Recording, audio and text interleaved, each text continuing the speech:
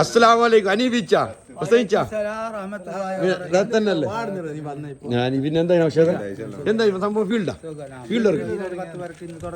എങ്ങനെ പിന്നെ പകലാകുമ്പക്ക് പകല് ഭയങ്കര ചൂടിരിക്കും ഉഷ്ണത്തിനും പിന്നെ ഇന്നലെ മഴ വന്നതുകൊണ്ട് ഒരുപാട് ചൂടധികമാണ്.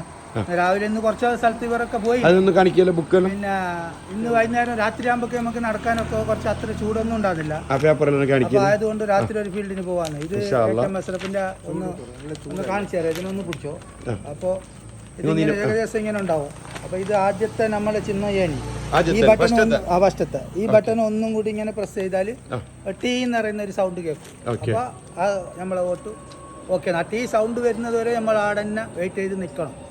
ആദ്യത്തെ ചിഹ്നമാണ് ഏണി. അതിൽ ഒന്ന് പ്രസ് ചെയ്യാം. പിന്നെ ഈ ഇലക്ഷനിൽ 100% ഏത് വിജയിക്കുന്നത്? ഈ ഇലക്ഷനിൽ ഇൻഷാ അല്ലാഹ് 999 വോട്ടിന് മുകളിൽ 11,999 വോട്ടിന്റെ അകത്ത് AK മസ്റഫ് വിജയിക്കും.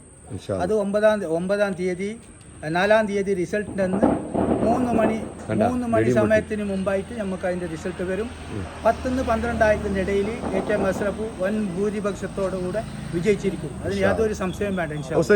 അഭിപ്രായം അതന്നെ അനീഫ് പറഞ്ഞ പോലെ നല്ല ഭൂരിപക്ഷത്തോടെ.